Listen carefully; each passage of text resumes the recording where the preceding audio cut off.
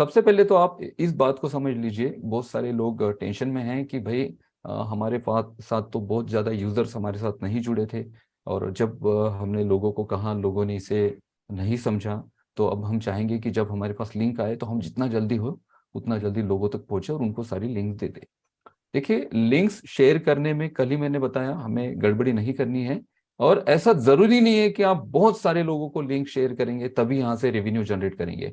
मैं यहाँ पे एक सिंगल एग्जांपल दूंगा, ये पिछले वेबिनार में भी मैंने कहा है, बट मैंने वो ओरली कहा था।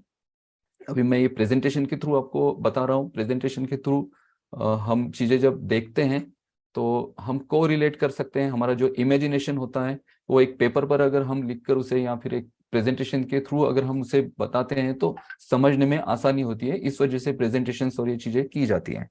तो यहाँ पे मेरा मेन आज का जो टॉपिक है और आपको समझाने का जो मेरा मेन एक पर्पज है, वो ये है कि मैं आपको ये समझा पाऊं कि आपके साथ अभी भी जब आपकी लिंक आएगी, आपके साथ बहुत ढेर सारे लोग नहीं भी जुड़ते हैं, आप एक सिंगल पर्सन को भी आपकी किसी लिंक के साथ ज्वाइन करते हैं, फिर भी यहाँ पे आप इतना ज्यादा ट्रैफिक, इतना ज्यादा क्राउड लेकर आएंगे इंटरनेट से कि ये क्राउड आपके ये जो बिजनेस आपका है, इस बिजनेस को मल्टीपल करेंगे। और ये बिजनेस आपको क्या रेवेन्यू जनरेट करके देगा, इसका कैलकुलेशन आप खुद ही करिएगा।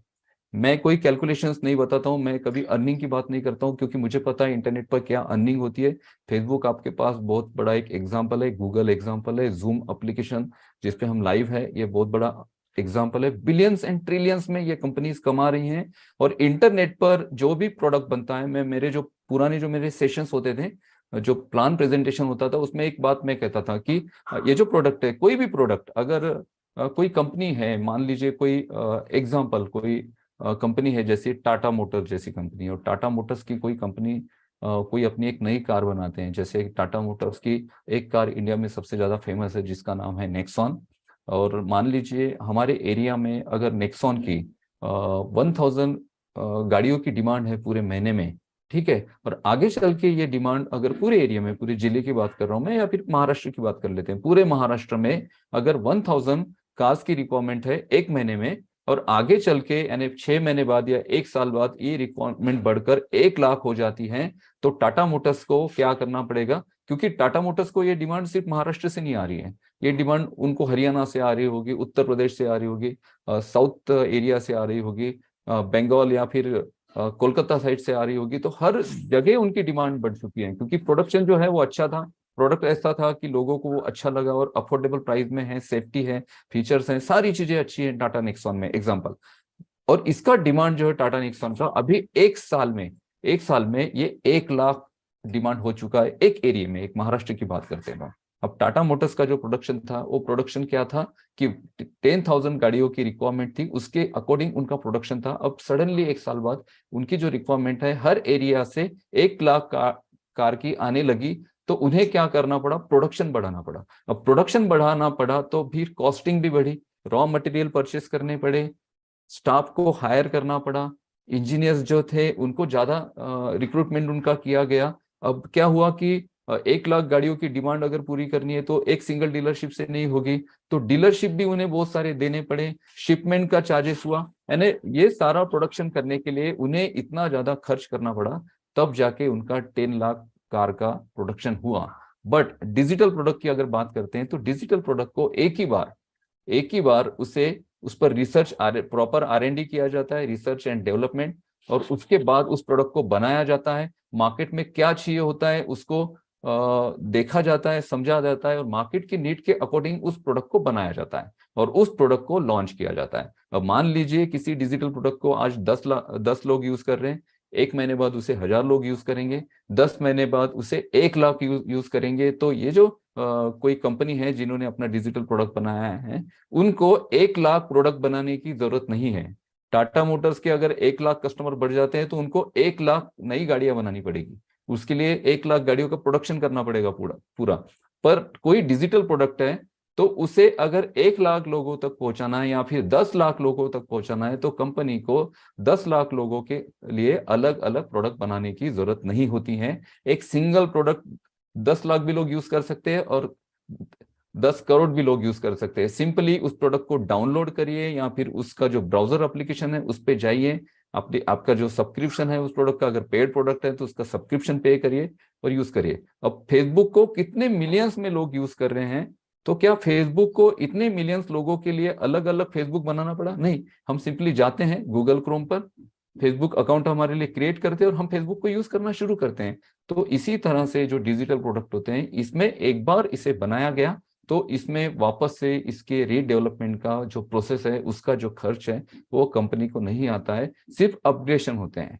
जो जो चीजें मार्केट में नई नई आती जाती है, कंपनी अपने प्रोडक्ट में अपडेट करते जाती है। जैसे जूम का एप्लीकेशन 3 साल पहले जैसे था, अब पूरी तरह से चेंज हो चुका है। आने वाले 6 महीनों में या फिर 1 साल में, अभी जो आप देख रहे हो, इसमें और ज्यादा चेंजेस आएंगे। चेंजेस क्यों हो रहे हैं? क्योंकि डिमांड बढ़ रही है या फिर रिक्वायरमेंट बढ़ रही है लोगों की। लोग चाहते हैं लोगों के जो सजेशंस है या फिर उनका जो फीडबैक है वो लिया जाता है और उस फीडबैक के थ्रू नए फीचर्स को ऐड ऑन किया जाता है। बस यही चीजें करनी होती है डिजिटल प्रोडक्ट के साथ। जब भी नया कोई प्रोडक्ट आता है तो उसे लाखों लोग डाउनलोड कर सकते हैं, यूज कर सकते हैं। उन लोगों के लिए कंपनी को लाखों प्रोडक्ट बनाने की जरूरत नहीं पड़ती है, सिर्फ अपडेट जो है वो साल दर साल, 6 महीने, 3 महीने में चलता रहता है।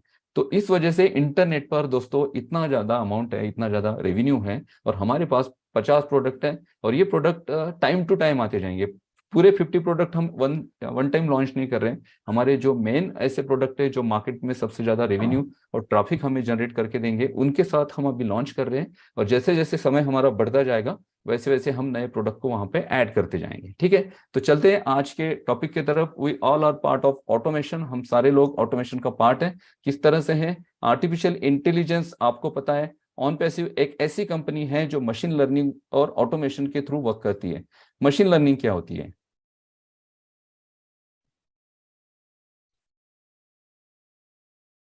What is machine learning? Machine learning means किसी भी मशीन को इतना कैपेबल किया जाता है आर्टिफिशियल इंटेलिजेंस के थ्रू कि वो मशीन मनुष्य की तरह वर्क कर सकती है। मशीन को सिखाया जाता है। और मशीन लर्निंग में एक प्रोसेस होती है एनएलपी, नेचुरल लैंग्वेज प्रोसेसर। और नेचुरल लैंग्वेज प्रोसेसिंग के थ्रू क्या होता है कि मशीन को सिखाया जाता है, मशीन को बैकएंड में सारी जो डेटा है उस मशीन में दिया जाता है। और ये मशीन जो है ना, ये लर्न भी करती है। मशीन लर्निंग का मतलब क्या है? लर्न भी करती है।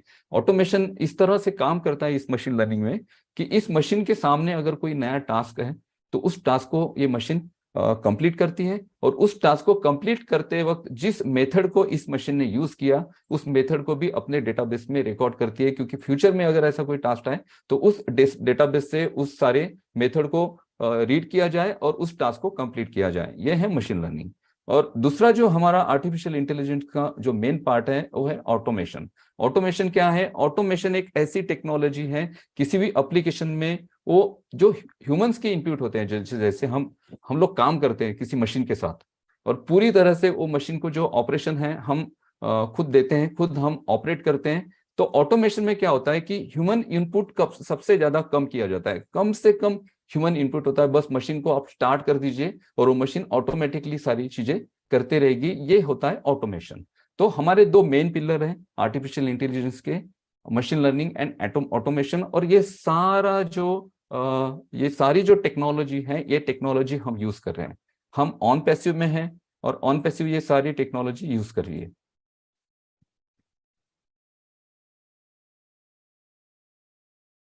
तो हम हैं ऑन पैसिव इकोसिस्टम में। ऑन पैसिव इकोसिस्टम आपको पता है, ऑन पैसिव इकोसिस्टम अभी एक नया हमारा वेबसाइट है।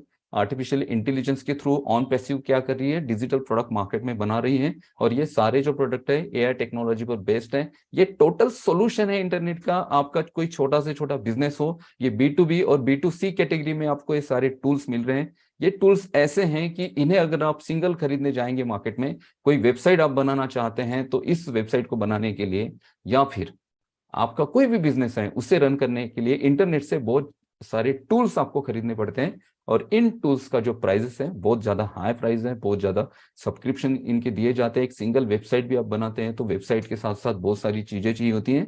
और ये 50 से 60 हजार रुपए का एक सिंपल वेबसाइट बनाने का खर्च होता है। अगर आपकी कोई ई कॉमर्स वेबसाइट है या फिर कोई आपकी ऐसी प्रोफेशनल वेबसाइट है तो उसके लिए तो आपको बहुत प्रोफेशनल कोडर को या फिर डेवलपर्स को हायर करना पड़ेगा और वो आपके लिए वो डिजाइन कर देंगे। ठीक है, और उसका जो मार्केटिंग है वो भी करना होता है इंटरनेट पर, उसके लिए भी चार्जेस पे करने होते हैं। बट ऑन पैसिव एक ऐसा सॉल्यूशन दे रही है, टोटल सॉल्यूशन दे रही है इंटरनेट का, कि एक ही छतरी के नीचे सारे प्रोडक्ट आपको मिलेंगे। आपका जो इंटरनेट पर जाने का सपना है या फिर इंटरनेट पर आपको जो बिजनेस